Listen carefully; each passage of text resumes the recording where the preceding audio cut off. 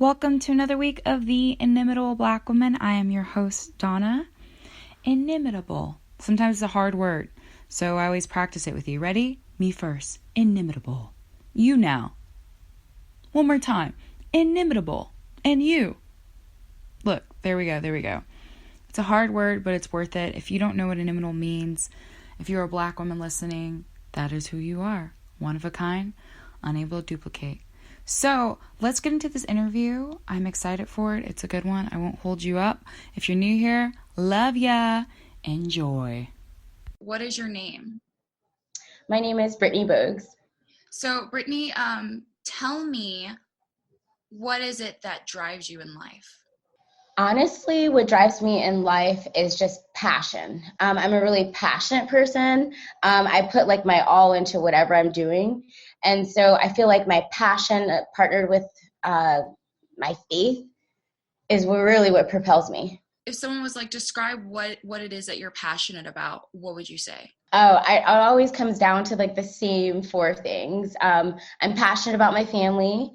I'm passionate about my faith. I'm passionate about like self and just overall wellness. And then lastly, I'm definitely passionate about my work. I love what I do. I wake up every morning excited to do what I do. So tell us about what you do. Well, I get that question so many times. It's so funny because like everyone still, after I explain what I do, don't really understand what I do. But I'm a consultant, and we really specialize in communications and event planning. All of our services are really custom to the client, so we really try to take that approach to the work that we do. I think that makes sense. After I got that, I think that makes sense. Okay, thank you. Yeah, no, that makes sense. I was like, oh, okay. Are you a publicist? Are you an event planner? I'm like, well, can I be both? But I mean, I'm a business owner. You just said you accommodate whoever it is.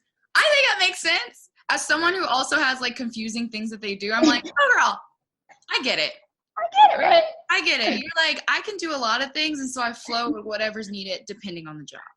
Exactly. And then I try to build up a great team to kind of fill in the areas that, you have to know yourself and know what you're good at, know what you're not so good at, so that you can build people around you that are filling in the pieces of what you're not so good at. Yeah. So where did you grow up? Well, I grew up in, Charlotte a little bit, and then I lived in New York for a second, and then I went to high school in Baltimore, and then came back to North Carolina for college. So what was your favorite memory from your childhood? I feel like I have like several favorite moments. I will say like two that always kind of stand out to me is like when my family's from a small town called Mahern, Virginia. And so like we would go fishing with my grandparents. We would spend the entire whole summer with my grandparents. And I really miss my grandfather. So like that memory is always in my head. And then also my dad was in the league for about 14 years or so. So my dad actually got drafted when I was 1 year old. So I just have a lot of really great childhood memories of just like being at games and hanging out with other NBA kids and running out on the court and like stuff like that. So yeah. What do you think is a misconception that people have about you and your upbringing? That I'm handed everything and that I don't work hard for what I have. And that everything's easy for me. So yeah, it's not. That's a spoiler. Spoiler alert, life is not easy. No matter who you are.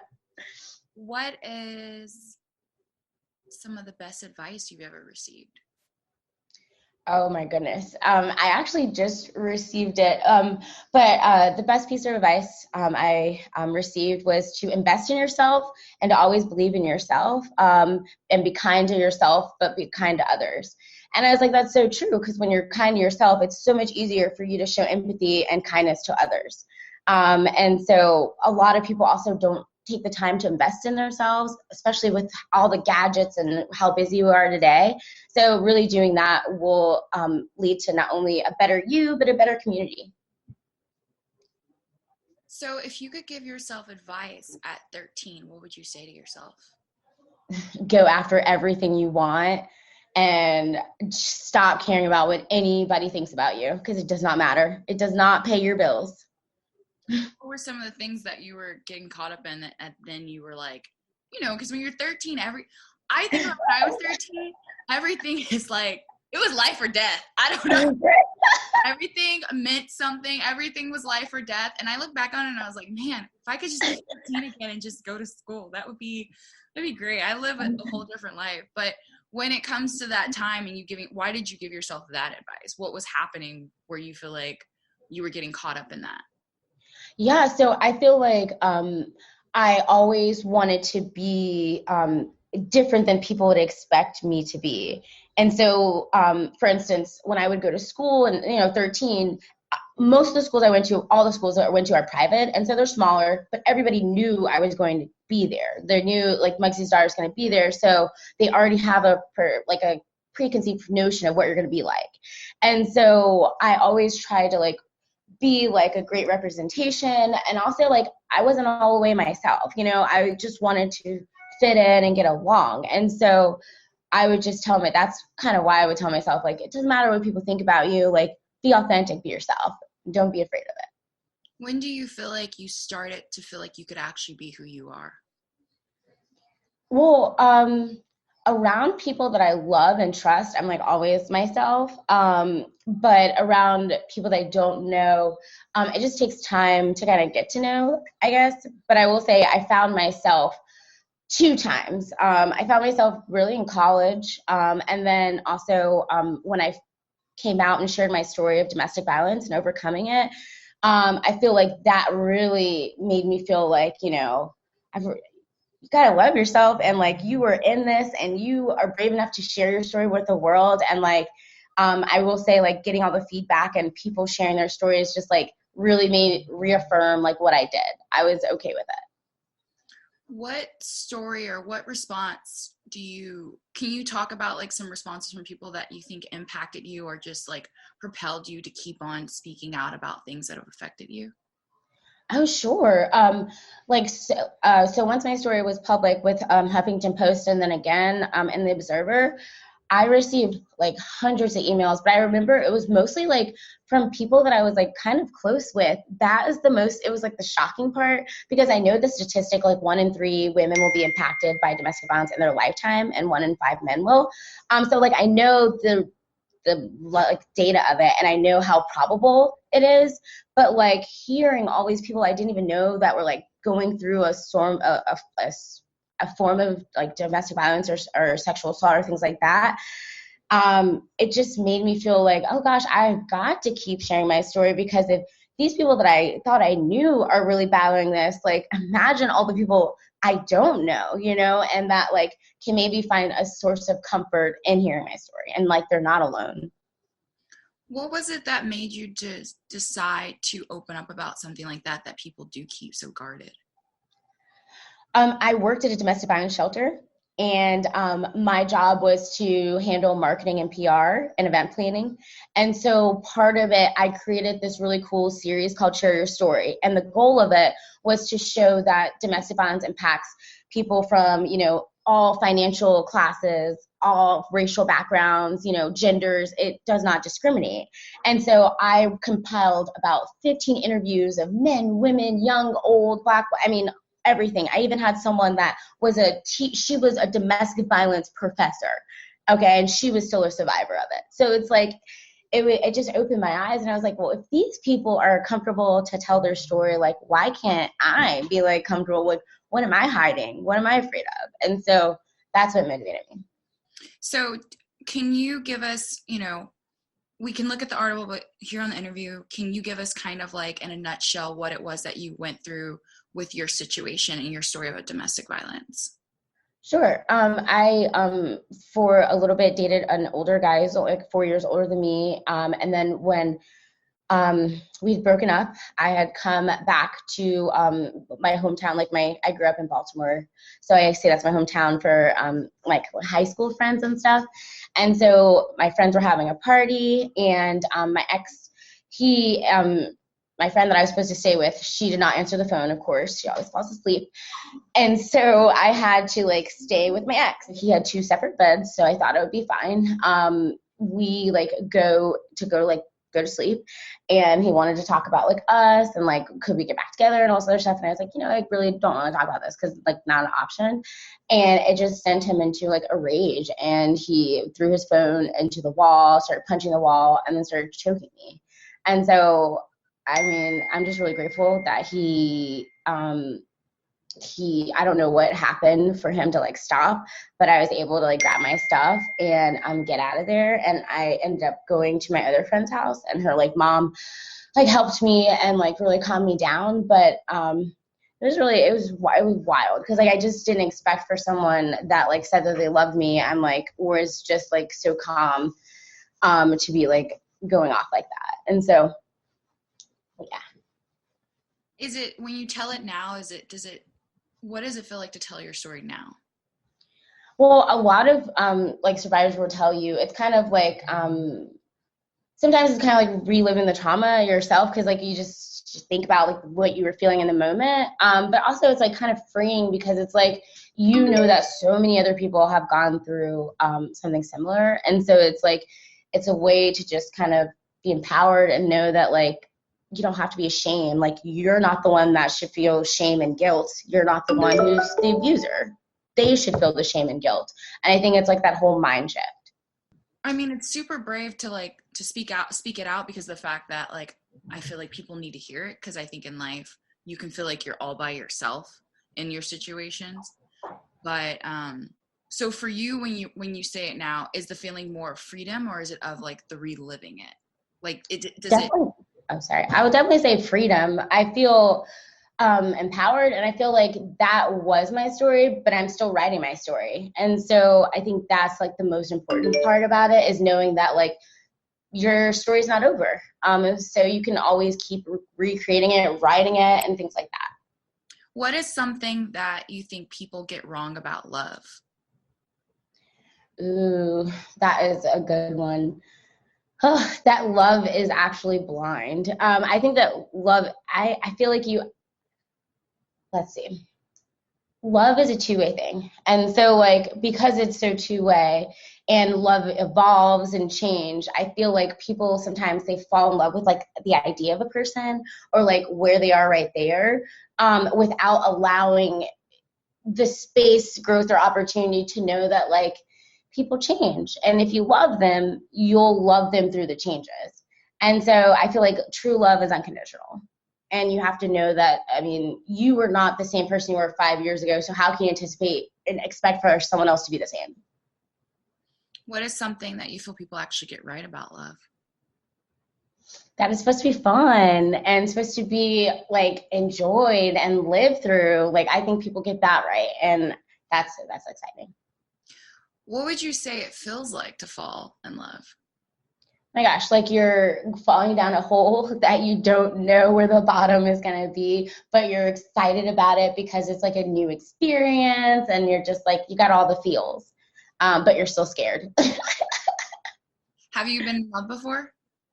Yes. I mean, I'm currently in love right now, but yes, I have been in love before. How many times have you been in love? Ooh, I'll say twice. Twice.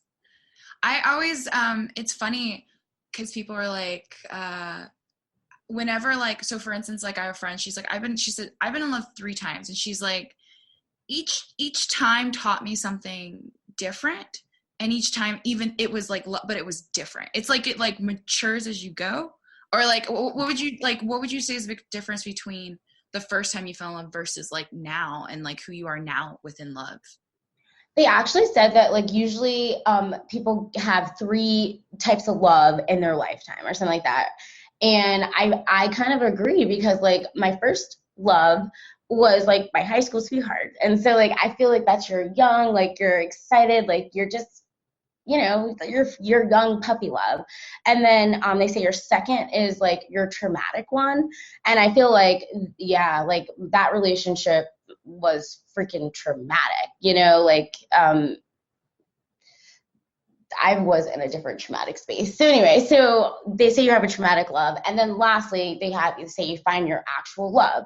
And so I feel like my current person is the one that like he accepts me for who I am.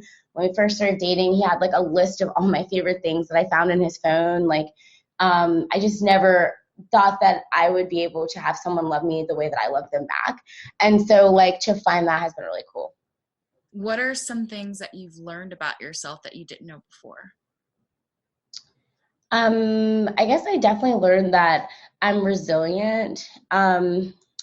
Because with COVID, and being in the event industry, like it changed, our space tremendously, and like our revenue and like the clients that we were working with, some of them had to change. And so like I definitely learned that like I'm way more resilient than I thought, and definitely more creative. This is a time of creativity. I feel like although it's an uncertain time, it's like an exciting time. Like you can, create your own create your own lane. And so yeah, that's kind of it. So before that, do you feel like the reason why you know that like you're resilient now, it was just the first time that you ever really just tested and like in the things that you were doing? Or like why was that something that proved to you, yes, things were challenging, but it's like, do you feel like before in life you just never had a test like that, like you've had now during this year? Oh, well, I'll definitely say this is my second business. So my first business is the real reason why I guess I'm resilient. I have had to fail in that business to learn how to be a better leader, and how to be a better business person. And so, from that experience, they say that if you truly learned a lesson, you don't do it again. And so like, I will say I've learned my lessons, and I've definitely operated and done things in a way different way because of, my previous experiences. When people encounter you, what is it that you want them to leave with? Well, I usually get a lot of like feedback on like my energy and stuff like that. So I want people to feel like better, when they leave me. Like I want you to feel like better and inspired, to do whatever you want to do, what you've been thinking of doing. So I want people to leave feeling inspired and empowered. You spoke about your faith. Can you talk about like why your faith plays such a significant role in your life? Sure. So like growing up, like my parents didn't make me go to church or like do anything like that. So that was, I think that gave me way more freedom to like figure out what I wanted to do and be when it comes to religion. And I'm so grateful for that because finding God, really changed my life. It like brought me closer to who I wanted to be. And so I got baptized about 4 years ago.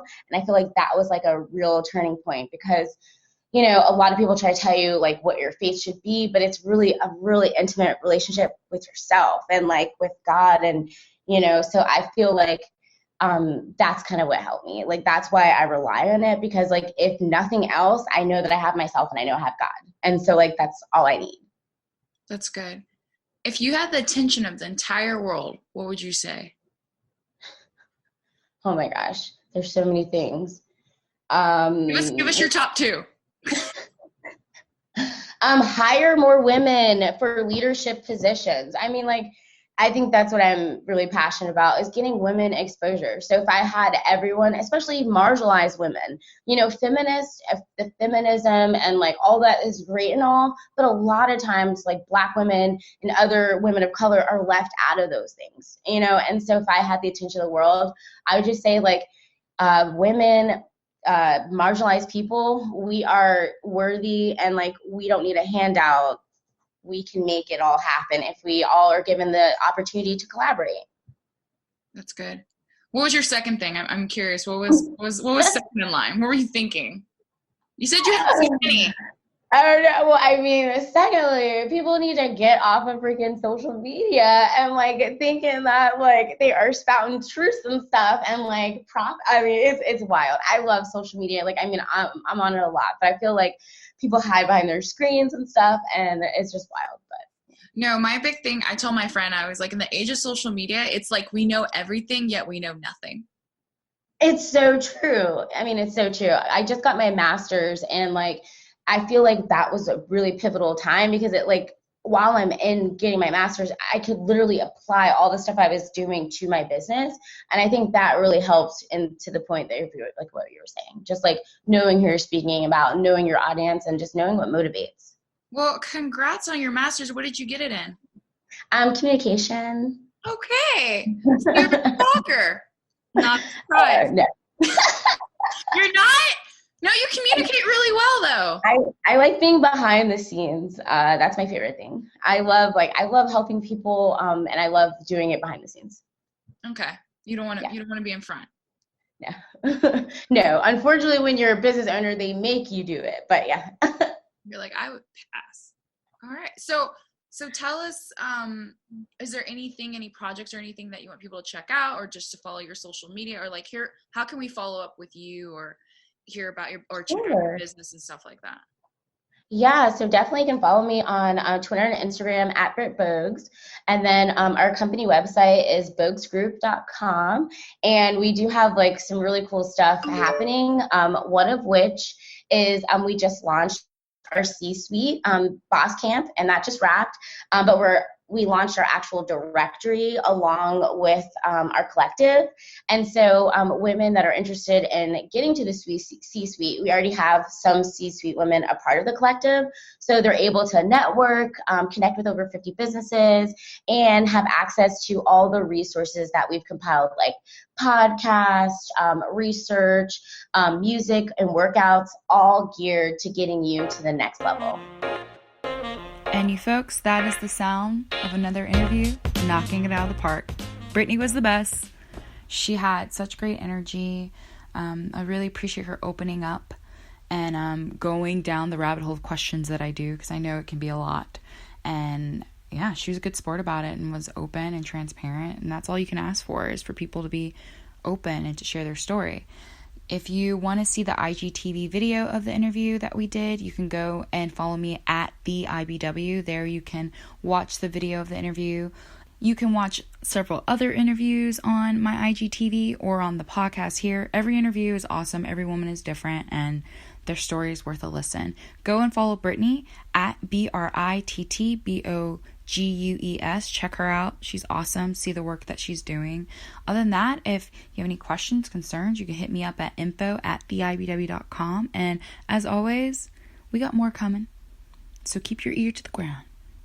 And always, there's a lot of always and alsos. Subscribe, review, and rate. That's it.